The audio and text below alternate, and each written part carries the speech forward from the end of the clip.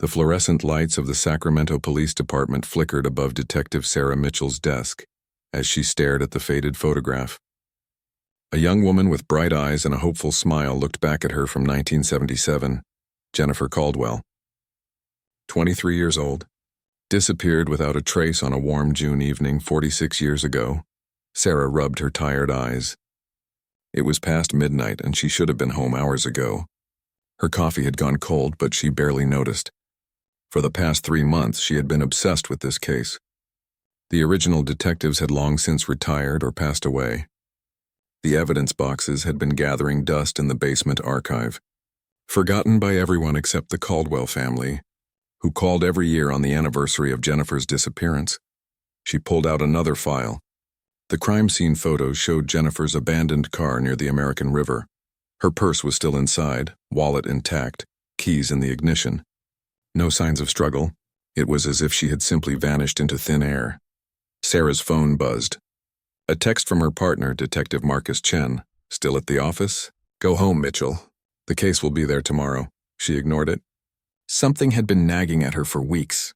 A small detail in one of the witness statements that nobody had followed up on properly. A neighbor had mentioned seeing a blue pickup truck parked near Jennifer's apartment building that evening. The statement had been dismissed because dozens of people owned blue trucks in Sacramento, but Sarah had cross-referenced it with vehicle registrations from 1977. Only one person in Jennifer's neighborhood owned a blue Ford pickup and had no solid alibi for that night. Robert Davidson, 42 years old at the time, worked as a maintenance supervisor at the local community college where Jennifer had been taking night classes. Sarah had tried to locate Davidson, expecting to find an elderly man or perhaps a death certificate. Instead, she discovered something that made her blood run cold. Robert Davidson, now 88 years old, was still alive, still living in Sacramento, still in the same house he had owned in 1977. She had driven past his property last week, a modest ranch-style home in a quiet neighborhood. Well-maintained lawn, American flag on the porch. Christmas lights still up in January. The kind of house that belonged to someone's beloved grandfather.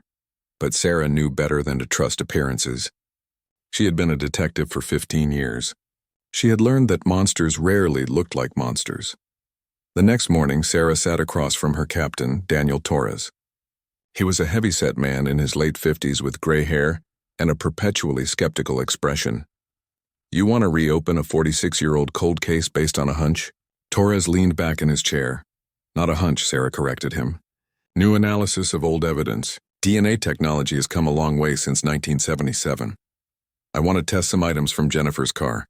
Hair fibers that were collected but never properly analyzed. Torres sighed. Mitchell, I know you mean well, but do you have any idea how many resources this will take? The lab is backed up for months. We have active cases that need attention. Jennifer Caldwell deserves justice, Sarah said firmly. Her mother is still alive. Margaret Caldwell is 79 years old. She deserves to know what happened to her daughter before she dies. Torres studied her for a long moment. Fine. Submit the evidence for DNA analysis. But Mitchell, if this goes nowhere, I need you to let it go. Understood? Sarah nodded, but she had no intention of letting it go. 3 months later, Sarah's phone rang while she was interviewing a witness about an unrelated burglary, the crime lab. Her heart raced as she excused herself and stepped outside. Detective Mitchell, this is Dr. Amy Patel from the forensics lab. I have results on the Caldwell case evidence you submitted.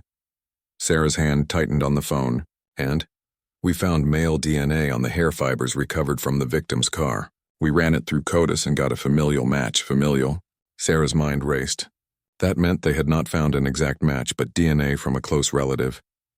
Yes. The profile matches DNA from a 2019 burglary case. A man named Michael Davidson was arrested for breaking into a pharmacy. His DNA is in the system. The genetic markers indicate that Michael Davidson is the son of whoever left DNA in Jennifer Caldwell's car. Sarah felt the world shift beneath her feet. Michael Davidson, son of Robert Davidson. Dr. Patel continued. Based on the genetic analysis, there is a 99.7% probability that Michael Davidson's biological father left that DNA evidence in 1977. Sarah thanked her and ended the call. Her hands were shaking. After 46 years, she finally had a solid lead. That afternoon, Sarah and Marcus drove to Robert Davidson's house. Sarah had secured a warrant for a DNA sample. As they pulled up to the modest ranch home, she saw an elderly man watering plants in his front yard. He moved slowly, using a cane for support. He wore khaki pants and a cardigan sweater. He looked exactly like someone's harmless grandfather. "Robert Davidson?" Sarah called out as she approached, badge in hand. The old man turned, squinting at her through thick glasses. "Yes, can I help you? I am Detective Mitchell with Sacramento PD. This is Detective Chen. We need to ask you some questions about Jennifer Caldwell." For just a fraction of a second, something flickered across Davidson's face. Fear? Guilt? Then it was gone, replaced by a confused frown. "Jennifer who? I do not know anyone by that name. She disappeared in June 1977. You worked at Sacramento Community College where she was a student." Davidson shook his head slowly. "Officer, that was almost 50 years ago. I cannot possibly remember every student from back then." Marcus stepped forward with the warrant. "Mr. Davidson, we have a court order for a DNA sample." The color drained from Davidson's face. "DNA? Why would you need my DNA?" "We have evidence linking you to Jennifer Caldwell's disappearance," Sarah said carefully. "We need a sample to rule you out." Davidson's hands began to tremble. The watering can slipped from his grip, water spilling across the concrete. I want to call my lawyer. "That is your right," Sarah said. "But we will be collecting the sample either way." As Marcus prepared the DNA swab kit, Sarah watched Davidson carefully. The old man seemed to age 10 years in front of her eyes. His shoulders sagged. His breathing became labored. 2 weeks later, the lab results came back. Perfect match. The DNA from Jennifer Caldwell's car belonged to Robert Davidson. Sarah sat in the interrogation room across from Davidson and his attorney, a sharp-eyed woman named Patricia Hernandez. "Mr. Davidson, your DNA was found in Jennifer Caldwell's vehicle. The same vehicle she was driving the night she disappeared. Can you explain that?" Davidson stared at the table. His hands were clasped tightly together. "My client has no comment at this time," Hernandez said smoothly. Sarah leaned forward. "Jennifer's mother has waited 46 years for answers. She deserves to know what happened to her daughter." Something broke in Davidson's face. His eyes filled with tears. "I never meant for any of it to happen," he whispered. "Bob, do not say anything," his attorney warned. But Davidson continued as if he had not heard her. "She was so beautiful, so kind. I just wanted to talk to her. I offered her a ride when her car would not start. She said no. She was waiting for AA, but I could not accept that." Sarah's stomach churned. "Keep talking, Mr. Davidson." "I followed her when the tow truck came. Followed her to the mechanic shop. Waited until she walked to the bus stop. It was getting dark. I pulled up and offered her a ride again. This time she said yes," his voice cracked. "We were just driving. I was taking her home. But then I pulled over near the river. I told her I had feelings for her. She got scared. She tried to get out of the truck. We struggled. I did not mean to hurt her. I just did not want her to leave. But then she stopped moving. The room fell silent except for Davidson's ragged breathing. "Where is she?" Sarah asked quietly. "American River Parkway, near the Watt Avenue Bridge. I buried her in a spot where nobody goes." The news of Robert Davidson's arrest spread through Sacramento like wildfire. Within hours, every major news outlet had cameras positioned outside the police station.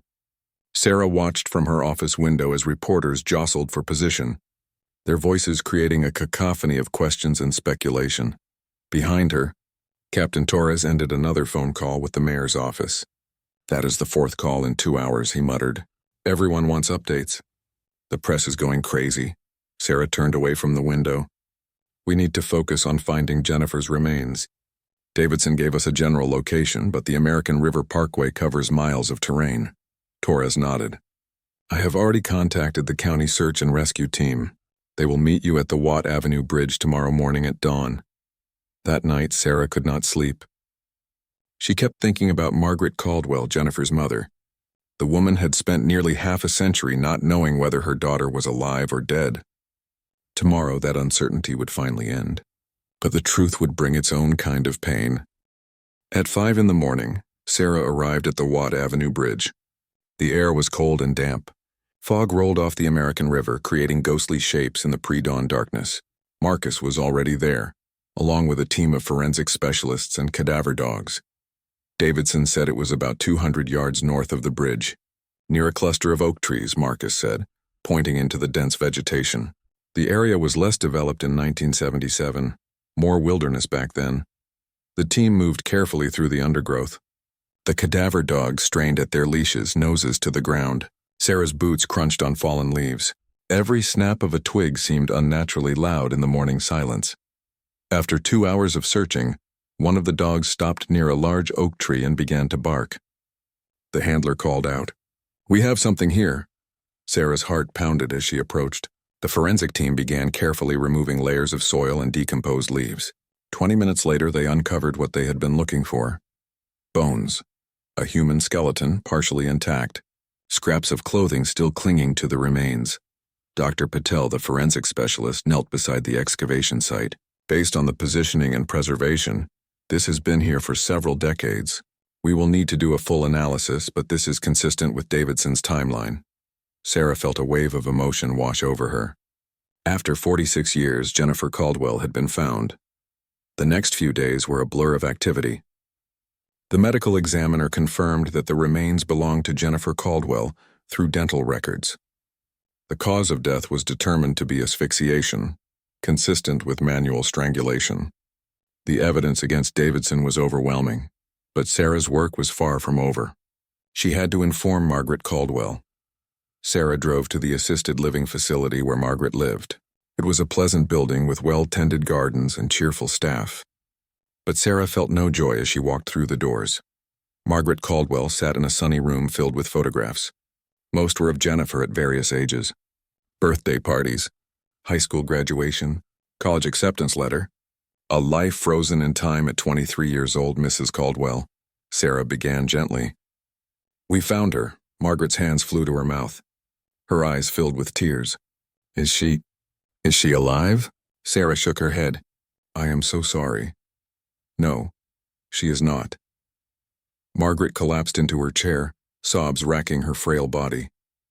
Sarah sat beside her, holding the elderly woman's hand as 46 years of hope finally shattered. After several minutes, Margaret wiped her eyes and looked at Sarah with a devastated but determined expression. "Tell me everything.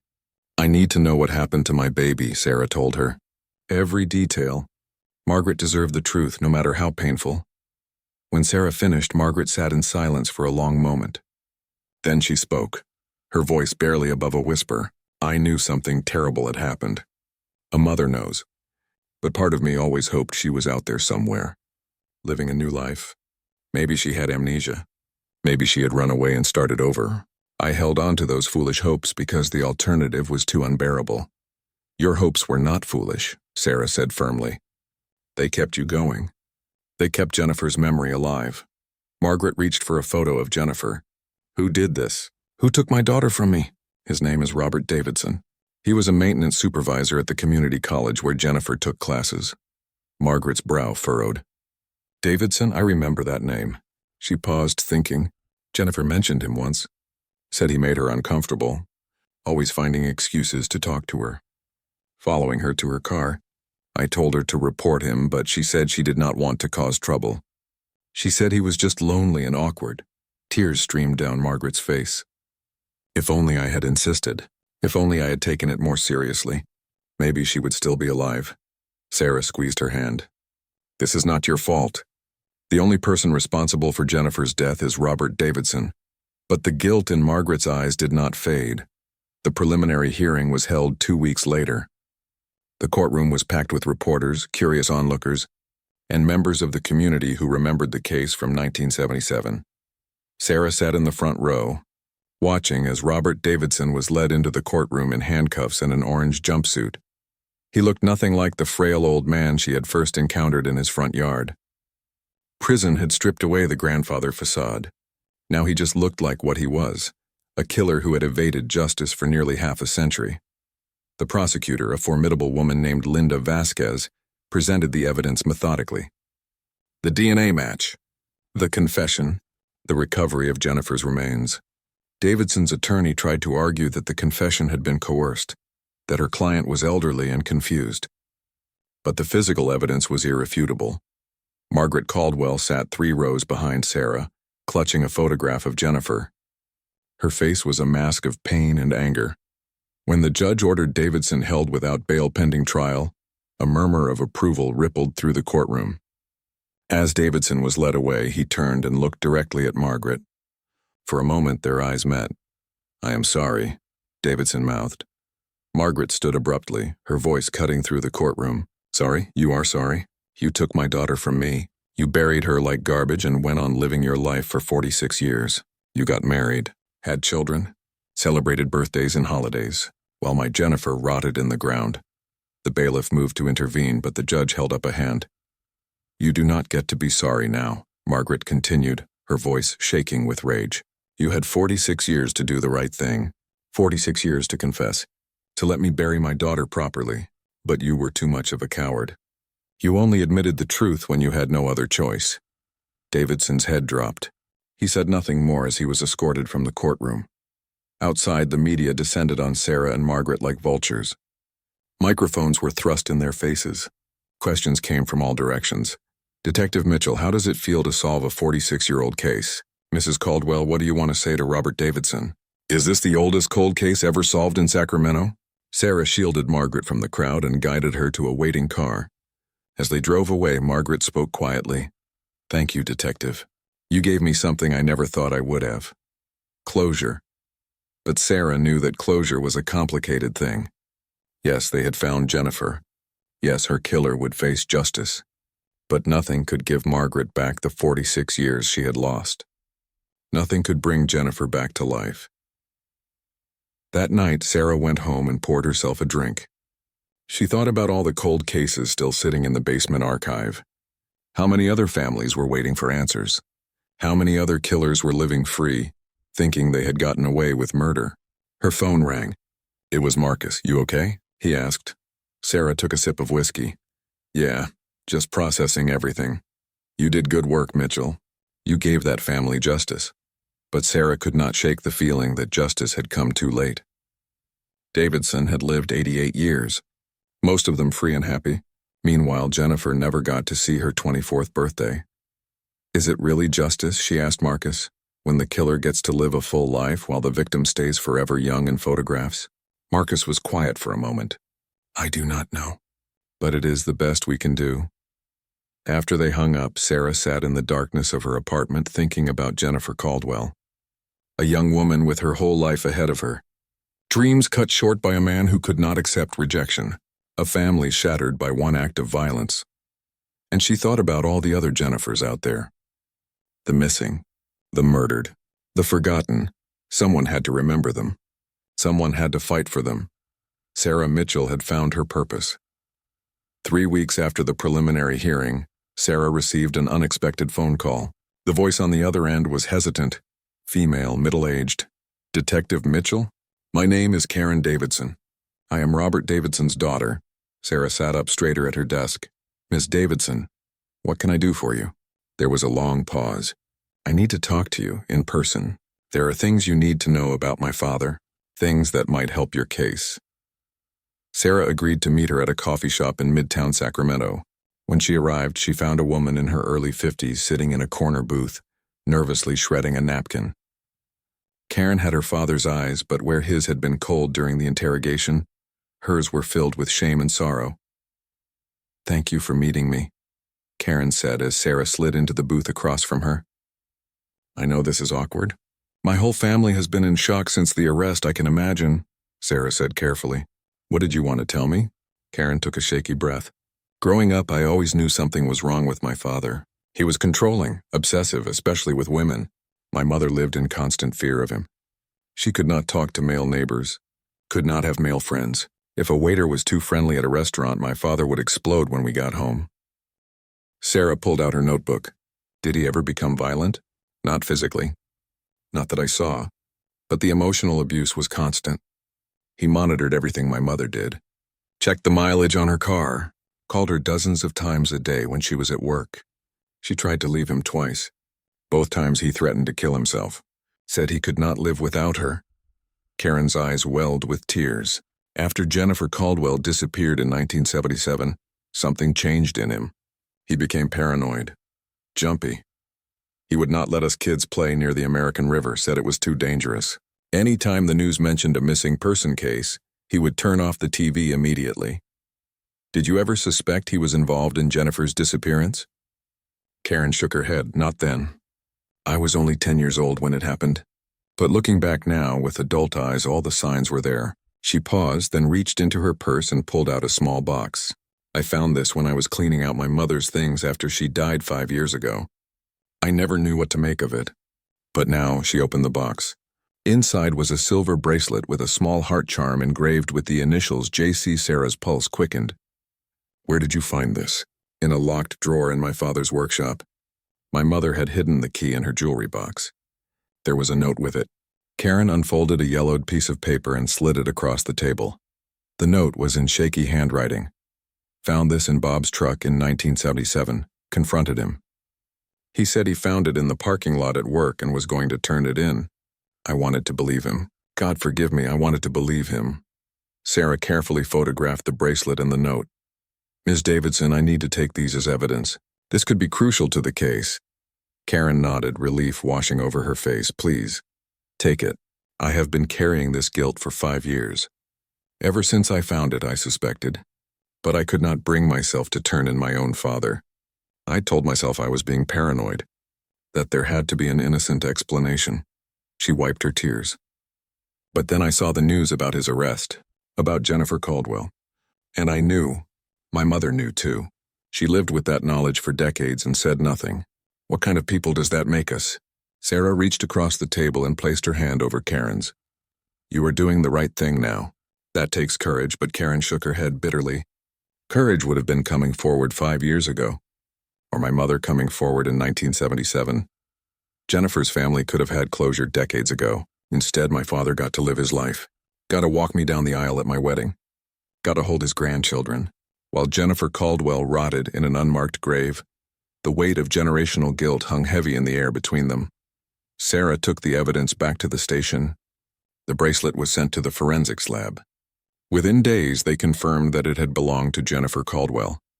Her fingerprints were still faintly detectable on the metal, along with traces of Robert Davidson's DNA. But the discovery opened up another devastating truth. Davidson's late wife Patricia had known. She had evidence of her husband's crime for 46 years and remained silent. Captain Torres called Sarah into his office. The media is going to have a field day with this. The wife knew. The daughter suspected. This is going to raise questions about accessory after the fact. Patricia Davidson is dead, Sarah pointed out. We cannot prosecute her. No, but the public is going to crucify her memory. And Karen Davidson is going to face scrutiny for waiting 5 years after finding the bracelet. She is cooperating now, Sarah argued. She's trying to do the right thing. Torres sighed. I know, but this case keeps getting messier. Every rock we turn over reveals something worse. He was right. When the news broke about Patricia Davidson's knowledge of the crime, public opinion exploded. Online forums debated whether she was a victim of her husband's manipulation or an accomplice to murder. Karen Davidson received death threats. Her children were harassed at school. Sarah called Karen to check on her. The woman sounded exhausted and broken. People are calling me a monster, Karen said. They are saying I helped my father get away with murder. But I did not know for certain until he was arrested. I had suspicions, yes, but suspicions are not proof. What was I supposed to do? Turn in my own father based on a bracelet and a vague note from my dead mother? Sarah did not have an easy answer. The moral complexities of the situation were overwhelming. Meanwhile, Margaret Caldwell had her own reaction to the news. Sarah visited her at the assisted living facility. That woman knew, Margaret said, her voice tight with anger. Patricia Davidson knew what her husband had done to my daughter, and she protected him. For 46 years, she protected him. She might have been afraid, Sarah offered gently. Domestic abuse victims often protect their abusers. I do not care, Margaret snapped. My daughter was dead, buried like an animal, and that woman went on with her life, raised her children, grew old with her husband. She chose him over justice for Jennifer. Sarah could not argue with Margaret's rage. It was justified. But she also understood the complexity of Patricia Davidson's situation. A woman trapped in a controlling marriage, terrified of her husband, burdened with terrible knowledge. There were no clean answers. No purely innocent victims or purely guilty villains. Just broken people making impossible choices with devastating consequences. The trial was set for 6 months later. In the meantime, Sarah continued to dig into Robert Davidson's past. What she found chilled her to the bone. Between 1975 and 1980, 3 other young women had gone missing in the Sacramento area. All were in their early 20s. All had some connection to the community college where Davidson worked. None of their cases had ever been solved. Sarah spread out the case files on her desk. Lisa Martinez disappeared 1975. Rebecca Thompson disappeared 1978. Amanda Chen disappeared 1980. She called the FBI's Violent Criminal Apprehension Program. Within a week, agents arrived in Sacramento to review the cases. The pattern was undeniable. Davidson fit the profile of a serial predator. The investigation expanded. Search teams returned to the American River Parkway, this time with ground-penetrating radar. They searched areas within a 5-mile radius of where Jennifer had been found. 2 weeks later, they found Rebecca Thompson's remains less than a mile from Jennifer's burial site. The news sent shockwaves through the community. Robert Davidson was not just a killer. He was a serial killer who had operated undetected for years. Sarah sat across from Davidson in the interrogation room once again. His attorney objected to the questioning, but Davidson waved her off. "I will talk," he said quietly. For the next 3 hours, Davidson confessed to 4 murders. Jennifer Caldwell, Rebecca Thompson, Lisa Martinez, Amanda Chen. He described each crime in clinical detail, showing no emotion, no remorse. "Why?" Sarah finally asked. "Why did you do this?" Davidson looked at her with empty eyes. "Because I could. Because I wanted to. Because they said no to me. And I could not accept that." The simplicity of his evil was somehow worse than any elaborate justification would have been. If you are listening to this story and feeling the weight of these revelations, please take a moment to subscribe to this channel. Jennifer's story and the stories of Rebecca, Lisa, and Amanda deserve to be heard. These women deserve to be remembered as more than just victims. They were daughters, friends, dreamers, and their fight for justice is far from over. The discovery of multiple victims transformed the case from a local tragedy into a national sensation. News crews from across the country descended on Sacramento. The FBI established a task force. Sarah found herself working 18-hour days, coordinating with federal agents, forensic teams, and victim advocacy groups. But amid the chaos, something unexpected began to happen. The families of the victims found each other. Margaret Caldwell reached out to Rebecca Thompson's mother, Gloria. Then to Lisa Martinez's sister, Rosa. Amanda Chen's parents had both passed away, but her brother David flew in from Seattle. These families, connected by unspeakable tragedy, formed a bond that became their source of strength. Sarah attended their first meeting at a community center in downtown Sacramento. She watched as these people, strangers until recently, embraced each other with the understanding that only shared grief could bring. "For 48 years, I thought I was alone in this pain," Gloria Thompson said, her voice breaking. "I thought no one could understand what it feels like to lose a child and never know what happened. But now, knowing that we all suffered because of the same monster, it somehow makes it more bearable." Margaret nodded. "We were all robbed. Not just of our loved ones, but of decades of our lives spent wondering, hoping, dying a little more each day." Rosa Martinez, a woman in her 60s with graying hair and fierce eyes, spoke up. "My sister Lisa was going to be a teacher. She wanted to work with underprivileged kids. She had her whole life mapped out. Davidson took all of that away. Not just from her, but from all the children she would have taught. From the family she would have had." David Chen, a quiet man with glasses, added, "Amanda was the first person in our family to go to college. My parents were so proud. When she disappeared, it destroyed them. My father died believing she had abandoned us, that we had failed her somehow. He never knew the truth. The families decided to attend the trial together. They would sit in the front row, united, forcing Robert Davidson to see the devastation he had caused." Meanwhile, Sarah continued building the case. The forensic evidence was overwhelming, but she wanted to ensure there would be no possibility of appeal, no technicality that could free Davidson. She discovered that Davidson had kept souvenirs from each victim. In a storage unit he rented under a false name, investigators found a box containing items that had belonged to the 4 women: jewelry, photographs, a driver's license, each item carefully preserved like trophies. Marcus stood beside Sarah as they cataloged the contents. This guy is a textbook psychopath. No remorse, no empathy. He kept these items so he could relive the murders. Sarah felt sick. How did he hide this for so long? How did no one see what he was? Because he was careful, Marcus replied. He targeted women who were alone, vulnerable.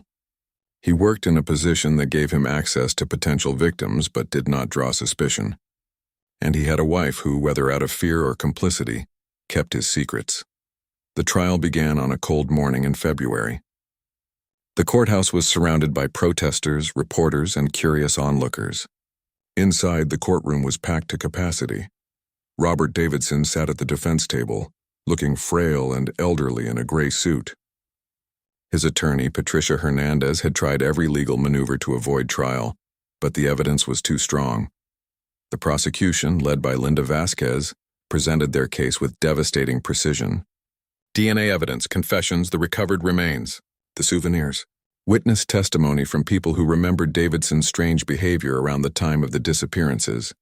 One particularly damning witness was Frank Morrison, a retired colleague who had worked with Davidson at the community college.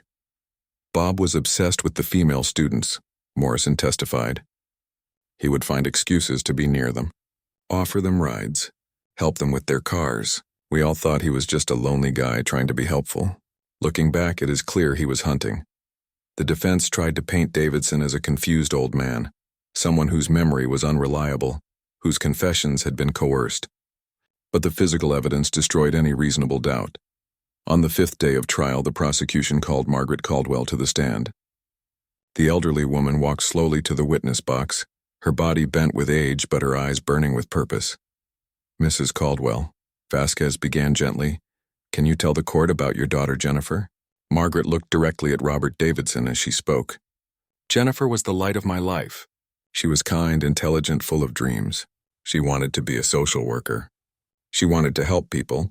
She had a laugh that could fill a room with joy." Her voice grew stronger.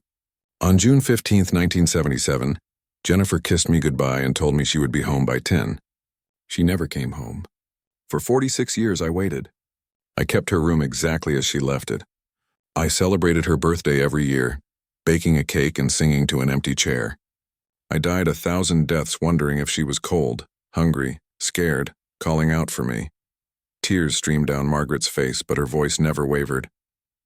"That man took my daughter from me. He stole 46 years of my life. He took my husband too because the grief killed him. Richard died of a heart attack 10 years after Jennifer disappeared. The doctors said it was heart disease, but I knew better. He died of a broken heart." She pointed at Davidson. "That man is not human. He is a monster who wore a human mask. And I want him to spend whatever time he has left suffering the way he made us suffer." The courtroom was silent except for the sound of muffled sobs. Even the judge wiped his eyes. When it was the defense's turn to cross-examine, Hernandez approached Margaret carefully. "Mrs. Caldwell, I am deeply sorry for your loss. But my client is an 88-year-old man with dementia. Is it not possible that his confessions were the result of confusion, rather than actual guilt?" Margaret's eyes flashed with fury. "Dementia does not make you confess to murders you did not commit. Dementia does not explain the DNA evidence. Dementia does not explain why my daughter's bracelet was hidden in his workshop for 46 years. She leaned forward. "Your client is a coward who only confessed when he had no other choice. Do not insult this court or these families by pretending he is a confused old man. He knew exactly what he was doing in 1977, and he knew exactly what he was doing when he buried 4 young women like they were garbage." The courtroom erupted in applause. The judge had to bang his gavel to restore order. Over the next 3 weeks, the prosecution presented the cases of Rebecca Thompson, Lisa Martinez, and Amanda Chen. Each family took the stand. Each told their story of loss and suffering. Each confronted Robert Davidson with the consequences of his evil. Gloria Thompson described how she had driven to the American River every week for decades, hoping to find some sign of her daughter. I would walk the trails and call her name, she testified. People thought I was crazy. Maybe I was. But I could not stop hoping. Rosa Martinez talked about how her sister's disappearance had torn their family apart. My parents blamed each other. They divorced. My brother turned to drugs trying to cope with the pain. Lisa's disappearance did not just take her from us. It destroyed our entire family.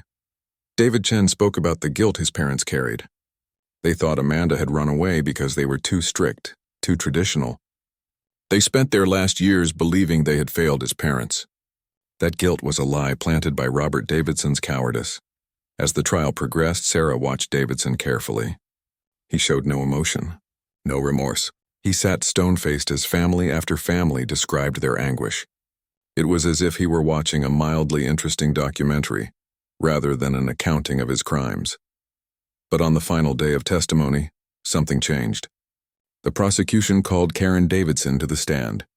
Robert Davidson's daughter walked to the witness box, her face pale but determined.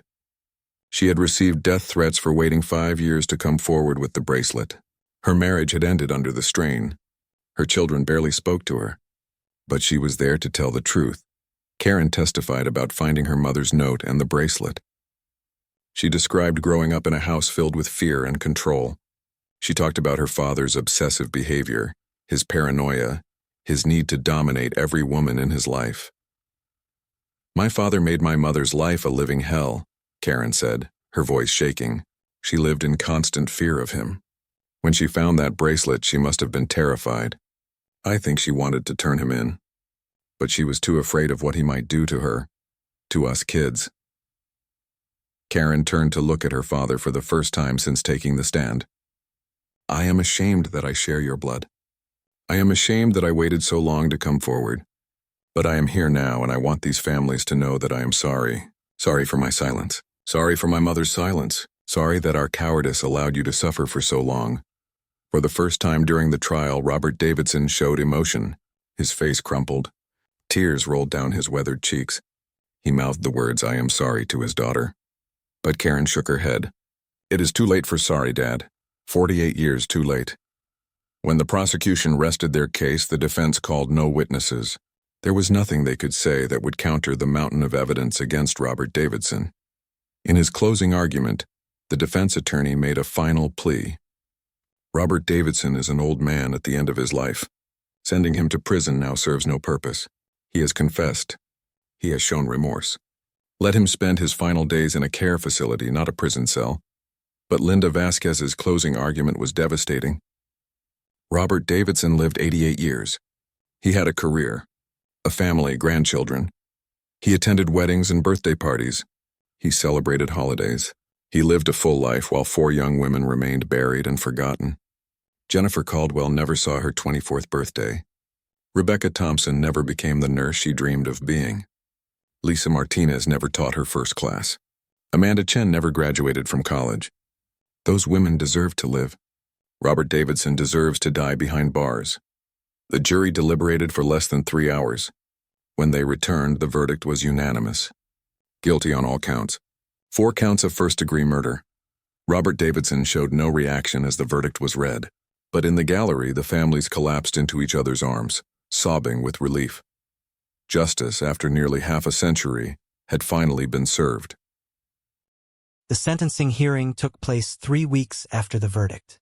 Robert Davidson shuffled into the courtroom in chains, his orange jumpsuit hanging loosely on his diminished frame. The weight of his crimes seemed to have physically aged him even further. He was no longer the seemingly harmless grandfather figure Sarah had first encountered in his front yard. He was simply a broken old man facing the consequences of a lifetime of evil. Judge Patricia Brennan, a stern woman in her 60s with silver hair and sharp eyes, presided over the hearing. She had a reputation for being tough but fair. Today, her expression showed nothing but contempt for the defendant. Before I impose sentence, Judge Brennan said, I will hear victim impact statements from the families. One by one, family members approached the podium. Each shared their pain, their anger, their loss. But they also shared something else. their determination to honor the memories of their loved ones. Margaret Caldwell spoke first, her voice steady despite her tears. For 46 years, I have been trapped in June of 1977. Every day, I relived the moment Jennifer did not come home. Every holiday was a reminder of her absence. Every birthday was a celebration of a ghost. But today I am finally free. Not because the pain is gone. It will never be gone. But because I can finally lay my daughter to rest with dignity. I can finally say goodbye. She looked at Davidson with disgust. You took Jennifer's future, but you will not take my remaining years. I choose to honor her memory by living fully, by supporting other families of victims, by ensuring that women like Jennifer are never forgotten. Gloria Thompson spoke next, describing how Rebecca's death had haunted her every waking moment. My daughter was 22 years old. She had just gotten engaged. She was planning a wedding that never happened. Her fiancé waited for her for 3 years before finally accepting she was gone. He never married. He said his heart belonged to Rebecca forever. Gloria's voice hardened. You destroyed so many lives, Mr. Davidson. Not just the women you murdered, but everyone who loved them. How many lives did you ruin?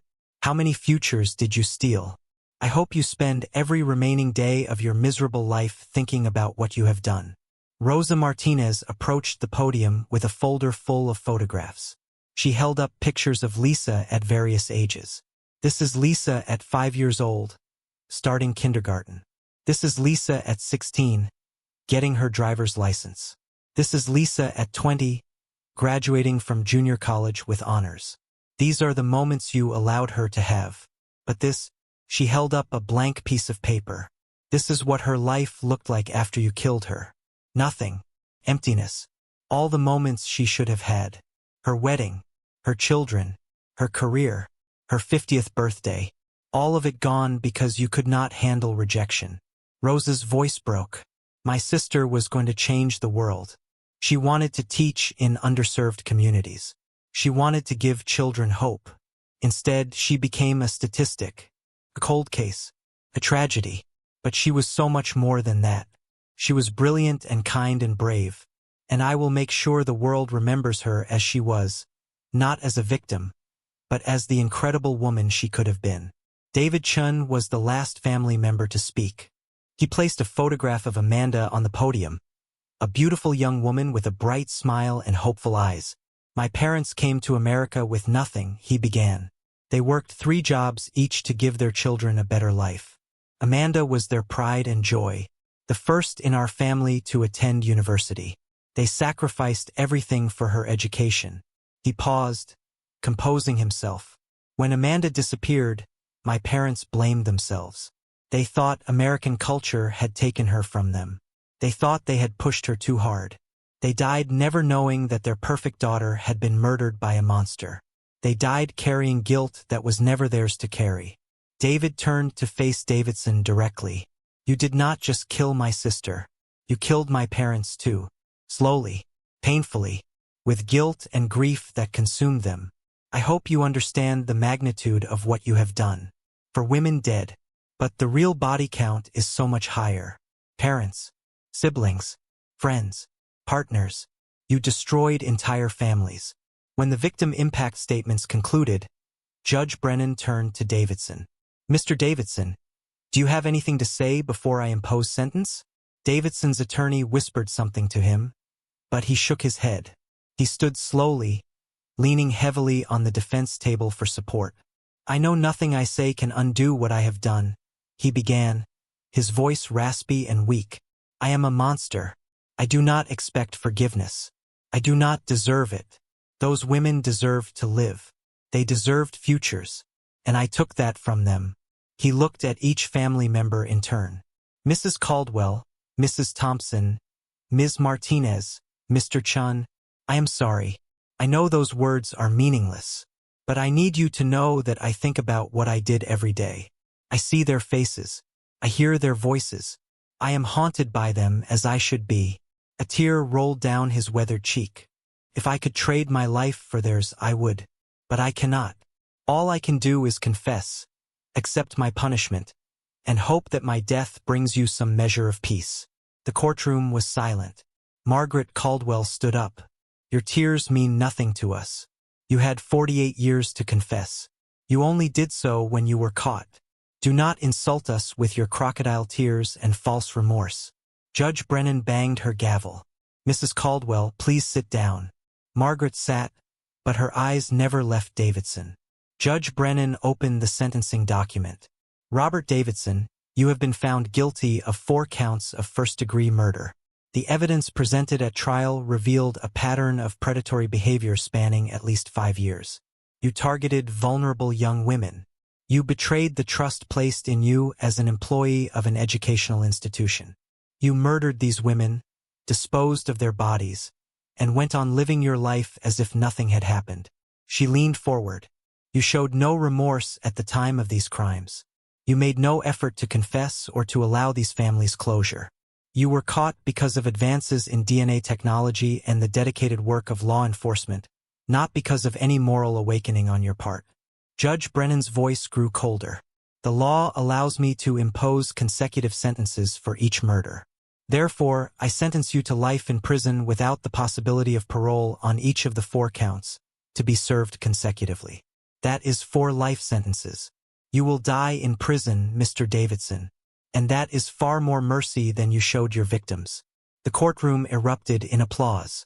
The families embraced each other, crying tears of relief and grief intermingled. As Davidson was led from the courtroom for the last time, Karen Davidson stood in the back, watching her father disappear through the doors. Sarah approached her. How are you holding up? Sarah asked gently. Karen wiped her eyes. I feel like I can finally breathe. For 5 years, I carried the weight of that bracelet and what it meant. Now it is over. He will never hurt anyone again. What will you do now? Karen smiled sadly. Try to rebuild my life. Try to be a better person than my parents were. And maybe, if the families will allow it, try to somehow make amends for my family's silence. Over the following weeks, the families held memorial services for their loved ones. Jennifer, Rebecca, Lisa, and Amanda were finally laid to rest with dignity and love. Margaret Caldwell organized Jennifer's service at a small church in Sacramento. Hundreds of people attended, many who had never known Jennifer but felt connected to her story. Margaret displayed photos of Jennifer throughout her short life. She shared stories of her daughter's kindness, her humor, her dreams. At the end of the service, Margaret stood before the assembled crowd. My daughter's life was stolen from her, but her story will not be forgotten. I am establishing the Jennifer Caldwell Foundation to support families of missing persons and to fund DNA testing for cold cases. Jennifer's death will save lives. Her legacy will be justice for others. The crowd rose in a standing ovation. Similar services were held for Rebecca, Lisa, and Amanda. Each family found their own way to honor their loved ones. Gloria Thompson created a scholarship fund for nursing students in Rebecca's name. Rosa Martinez started a mentorship program for young teachers, inspired by Lisa's dream. David Chun established a grant for first-generation college students, ensuring that Amanda's pioneering spirit lived on. Sarah attended all 4 services. She had worked hundreds of cases in her career, but this one had changed her. These families had shown her that justice was about more than solving crimes. It was about restoration, remembrance, and ensuring that victims were seen as fully human, not just case numbers.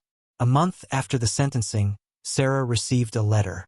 It was from Robert Davidson, written from his prison cell. She almost threw it away without reading it, but curiosity got the better of her. The letter was short. Detective Mitchell, I am writing this not to ask for forgiveness, but to thank you. You gave those families what I should have given them 48 years ago. The truth. You gave them closure. You gave them justice. I will spend my remaining days thinking about the women I killed and the lives I destroyed. I deserve every moment of suffering that awaits me. Thank you for catching me. Thank you for stopping me from taking this evil to my grave. Signed, Robert Davidson. Sarah folded the letter and filed it away. She did not know if Davidson's remorse was genuine or just the fear of an old man facing death. And ultimately, it did not matter. The families had their answers. Justice had been served. for young women had been remembered and honored. That evening, Sarah drove to the American River Parkway. She walked to the spot where Jennifer had been found. Someone had placed flowers there, along with photos and mementos for all 4 victims. A small memorial garden had sprung up, created by community members who wanted to ensure the women were never forgotten. Sarah stood in the fading light, thinking about how many cold cases still existed. How many families were still waiting for answers. How many killers were still free. But tonight, for families could sleep knowing their loved ones were at peace. And that, Sarah thought, was enough. 5 years later, Sarah Mitchell stood at the podium of the National Cold Case Conference in Washington, D.C., looking out at an auditorium filled with detectives, FBI agents, forensic specialists, and victim advocates from across the country. Her hair had more gray in it now, and fine lines had etched themselves around her eyes. But there was a fire in her gaze that had only grown stronger with time. The slide behind her displayed 4 photographs: Jennifer Caldwell, Rebecca Thompson, Lisa Martinez, and Amanda Chun. Young, vibrant, frozen in time.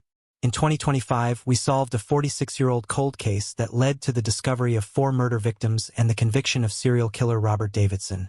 Sarah began. But this story is not just about one case. It is about what happens when we refuse to give up on the forgotten. She clicked to the next slide, showing statistics. Since the Davidson case, Sacramento PD has solved 12 additional cold cases using advanced DNA analysis. 12 families have received answers. 12 victims have received justice. And we are just getting started. The audience applauded. Sarah had become something of a legend in law enforcement circles, the detective who solved the impossible case.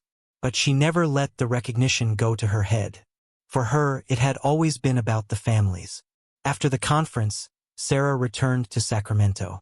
She drove directly from the airport to a community center in Midtown, where the monthly meeting of the Cold Case Family Support Group was being held. Margaret Caldwell, now 84 years old, greeted her at the door with a warm hug. "Sarah, thank goodness you are here. We have 3 new families joining us tonight. They need to hear your story." Inside the meeting room, about 30 people sat in a circle. Some were elderly, like Margaret and Gloria Thompson. Others were younger, children who had lost parents or siblings decades ago. All of them shared the same haunted look in their eyes, the look of people living with unanswered questions. Sarah took a seat between Margaret and a young woman named Emily Torres, whose mother had disappeared in 1995 when Emily was just 4 years old. Margaret stood to open the meeting. "Welcome, everyone.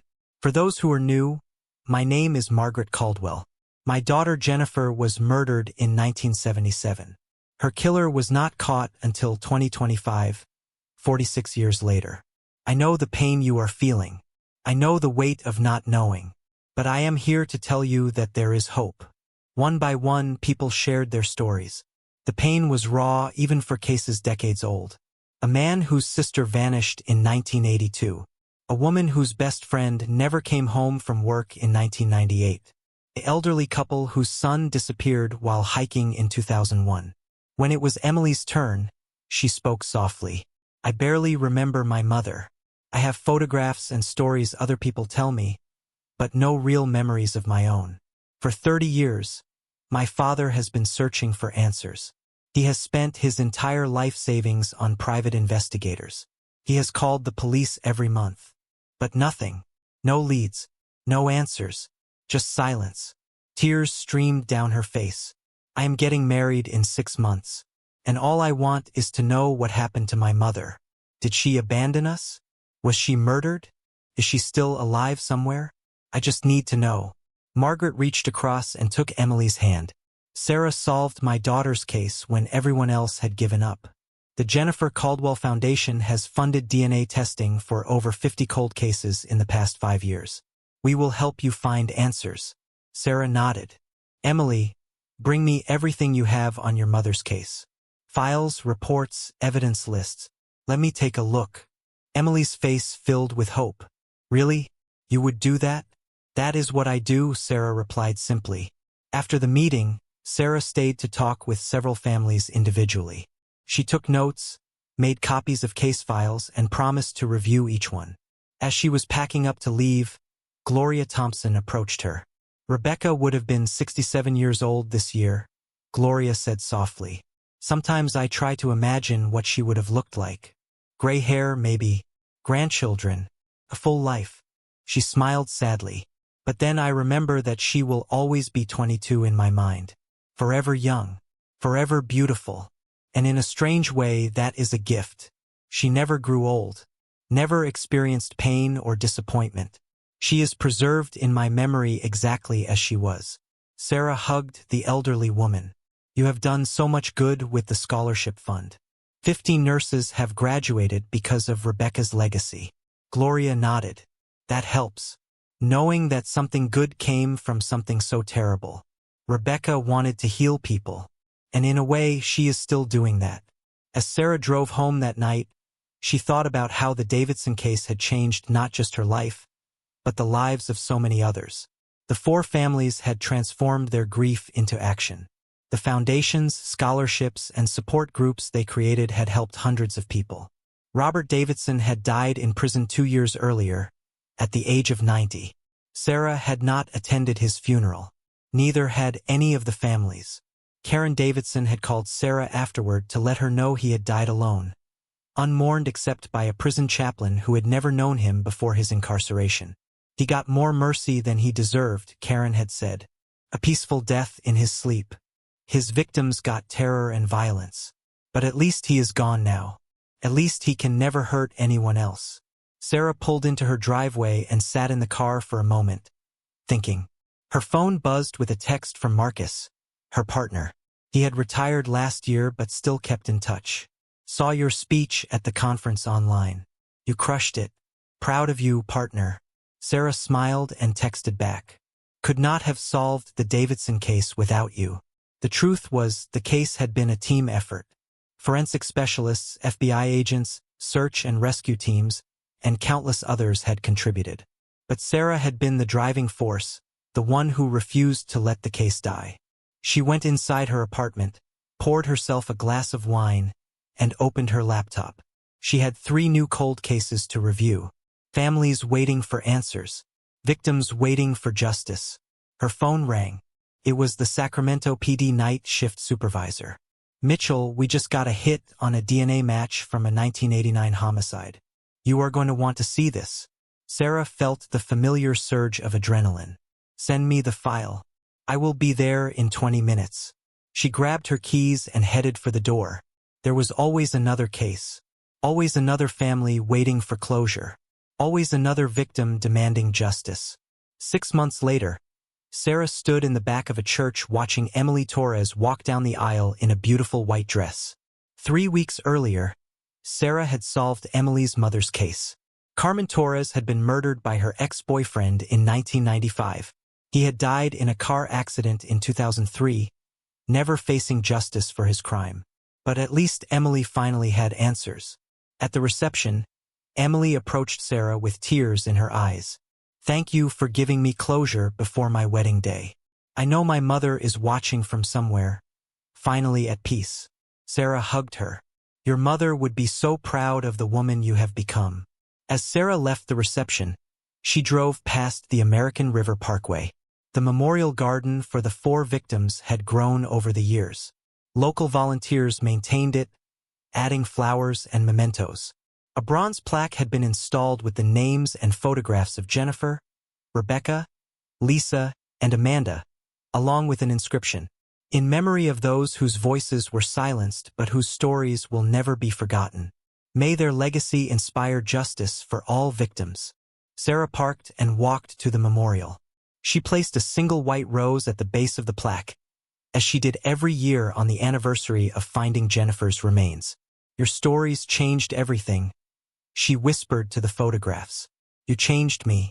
You changed your families. You changed how we approach cold cases. You mattered. You still matter. As the sun set over the American River, casting golden light through the trees, Sarah felt a sense of peace. The work was never done. There would always be more cases, more victims, more families waiting for answers. But tonight, She could rest knowing that 4 women who had been forgotten for decades were now remembered, honored, and avenged. Jennifer Caldwell had wanted to be a social worker to help people.